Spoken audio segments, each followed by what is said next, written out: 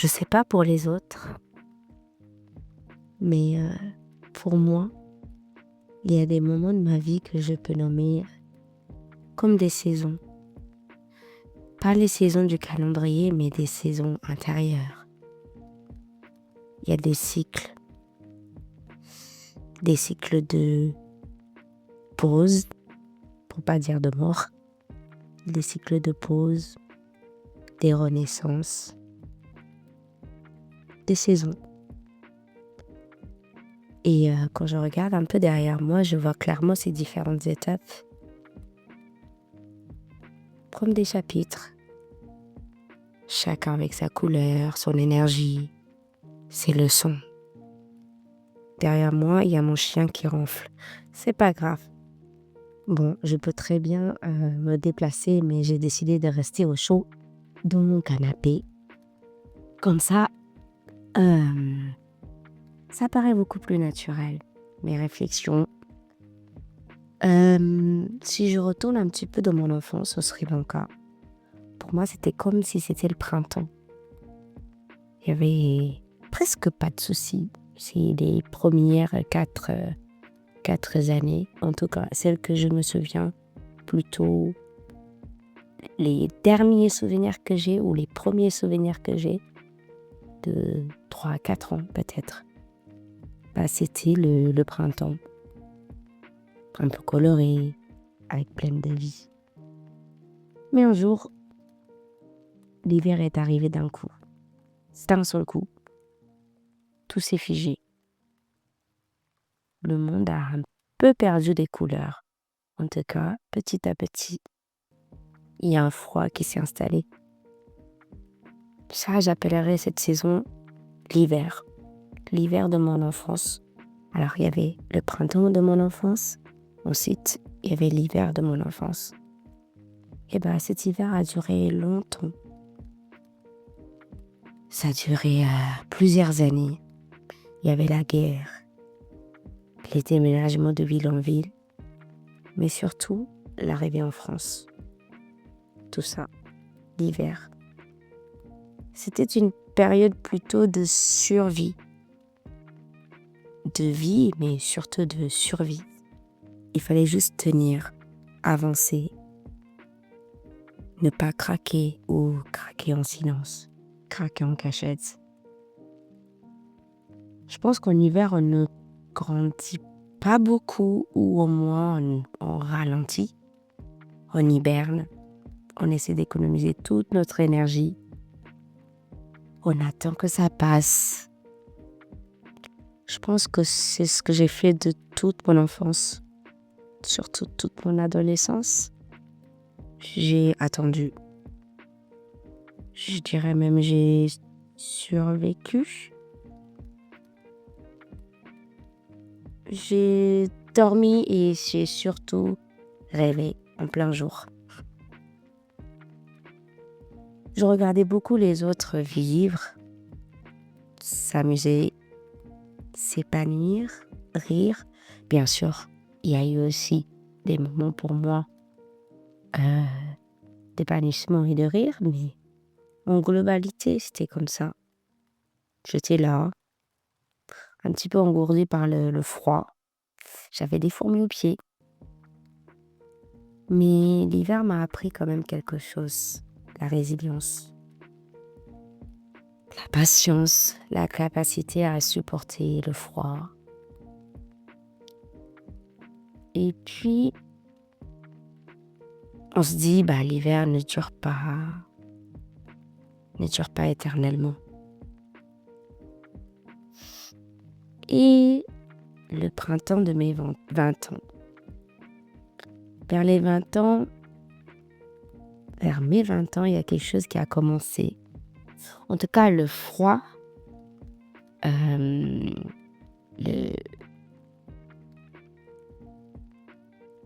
glace s'est fondue. Ça dit, a fondu. Petit à petit, c'est le printemps. C'était les premiers bourgeons. C'était les premières pousses. Un peu timide, un peu fragile, mais c'était là. Je pense que je commençais un petit peu à oser. à sortir de ma coquille, à découvrir vraiment qui j'étais. Vraiment les premières étapes. Peut-être que j'ai suivi mes envies, par exemple pour les études.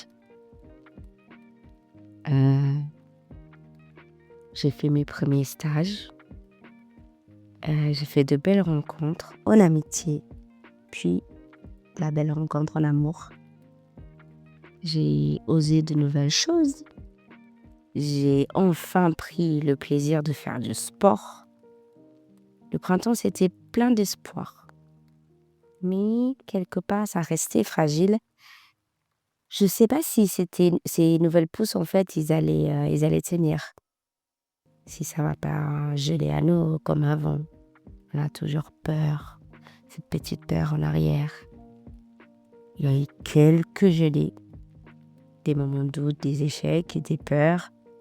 Mais je pense que j'avais mes racines qui commençaient à se former doucement sous la terre. Elle commençait à être un peu plus solide.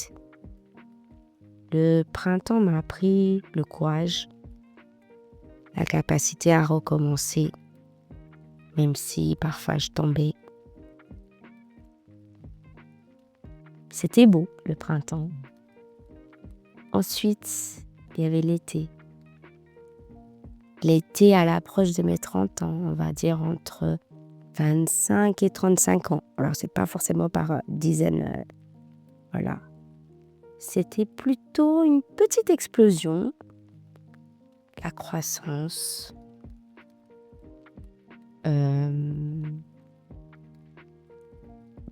J'ai trouvé mon travail bien avant, mais voilà, au moins ça s'est concrétisé. Euh, je me suis mariée avec...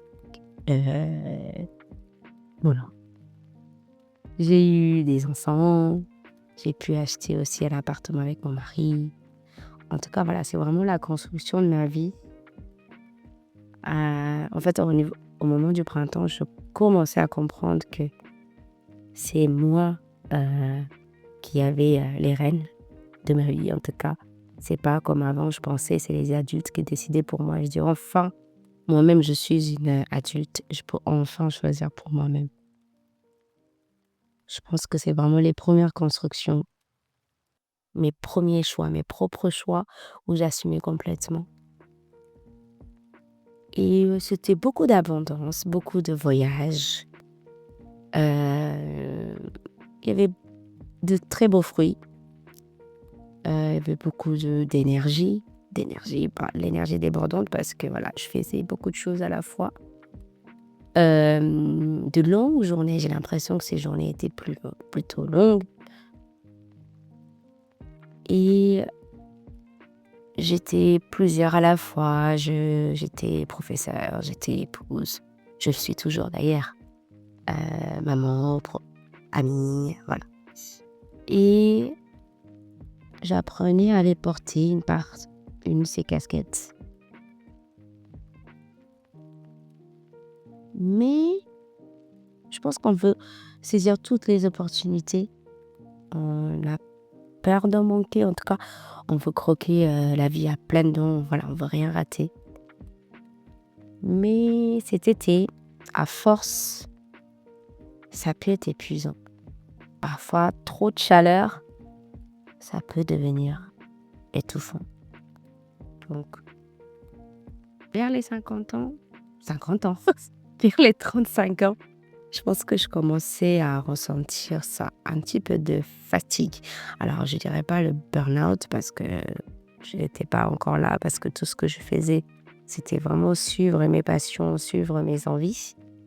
Mais il y avait la fatigue. C'est pas que de la fatigue physique, mais aussi fatigue de tête, de l'âme, voilà.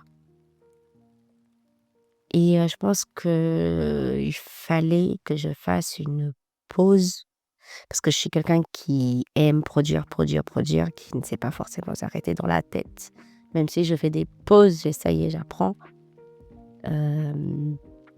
J'écoute mon corps, mais je sais pas vraiment. En tout cas, ma tête, je sais pas l'arrêter, je sais pas la mettre en pause. J'adorais créer, alors, à mon niveau, bien sûr. Mais je pense que tout ça, là, cette envie de produire, je pense que ça m'a montré aussi mes limites. Et donc, peut-être vers mes 35 ans, j'ai connu ou je connais, parce qu'aujourd'hui j'ai 37 ans et je pense que je rentre dans la phase d'automne de ma vie. C'est pas la fin, mais plutôt la maturité. Alors, je dirais que la maturité, je l'ai eue très très tôt, dès 8-9 ans, je pense, ou même bien avant. Mais plutôt une autre forme de maturité. Une maturité qui pense à soi-même, à le lâcher prise. En général, en automne, les arbres, ils lâchent un peu leurs feuilles, un peu beaucoup. Et je pense que c'est important de recentrer un peu sur l'essentiel. Et c'est ce que j'apprends aujourd'hui à faire. Je pense que tout ce qui est obligation et tout, il commence à un peu m'épuiser. Donc, j'essaie de faire attention à ça. Accumuler plusieurs projets, toujours à mon niveau, bien sûr. Même si ça me fait vibrer, je pense qu'il faudrait que je ralentisse, que je fasse un par un. Il faut que je fasse le tri. Donc, j'apprends à faire le tri, à garder vraiment ce qui est important pour moi, ce qui compte vraiment pour moi. Je pense que c'est aussi le moment où on récolte les choses, ce qu'on a longtemps semé, surtout en été. Et en tout cas, j'essaye d'apprécier tout ce que j'ai semé, tout ce que j'ai déjà. J'apprends la reconnaissance. Et des moments importants avec ma vie, avec ma famille. Et continuer à avoir ce travail qui a du sens. En tout cas, recentrer sur mes priorités. En général, c'est différent de l'été. C'est beaucoup plus... voilà, mon chat recommence à ronfler. C'est beaucoup plus doux, c'est beaucoup plus sage, c'est beaucoup plus lent. On apprend à ralentir, en tout cas moi j'apprends à ralentir, à savourer, même si longtemps j'ai plutôt appris à produire, à faire. Là j'essaie d'apprendre à être. Faire oui, toujours, mais faire ce qui me plaît.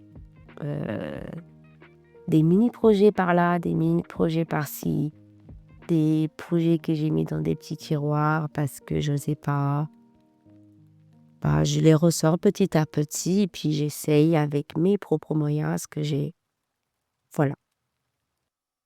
J'apprends à dire non,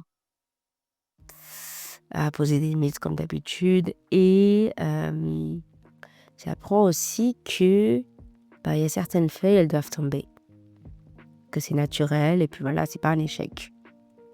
Lâcher prise, c'est pas abandonner quoi, c'est vraiment faire confiance au cycle parce que bien sûr, à nouveau, ça peut revenir.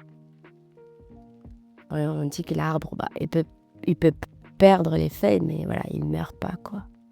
Il va essayer de survivre en hiver, en tout cas pour revenir en force, pour renaître au printemps.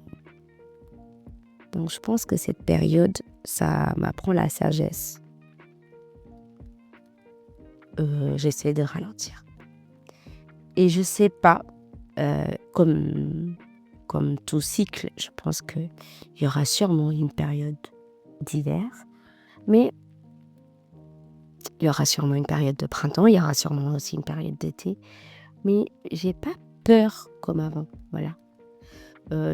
Je commence à comprendre que ce sont des saisons, voilà, c'est cyclique et ça va revenir. et que rien ne dure pour toujours. Voilà, donc j'apprends à peut-être vivre sur le moment. Quelque chose que je me dis toujours qu'il faut que j'apprenne. Je sais, mais je dois essayer encore plus.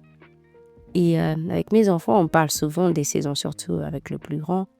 Et là, il m'arrive, un jour, il m'a demandé quand les feuilles elles tombent en automne. Moi, je dis toujours peut-être l'arbre il a besoin de repos et que voilà, les feuilles commencent à peser lourd et voilà, il faut qu'il lâche un petit peu. Comme ça, il va économiser un peu plus d'énergie et après, comme ça, il va vivre plus longtemps. Voilà, en hiver, il va se reposer, il va récupérer et au printemps, il va faire de nouvelles feuilles, peut-être encore plus jolies qu'avant, quoi. On me demande: «Alors, c'est bien les feuilles qui tombent?» Je dis: je pense que oui, c'est important, c'est la vie, c'est comme ça»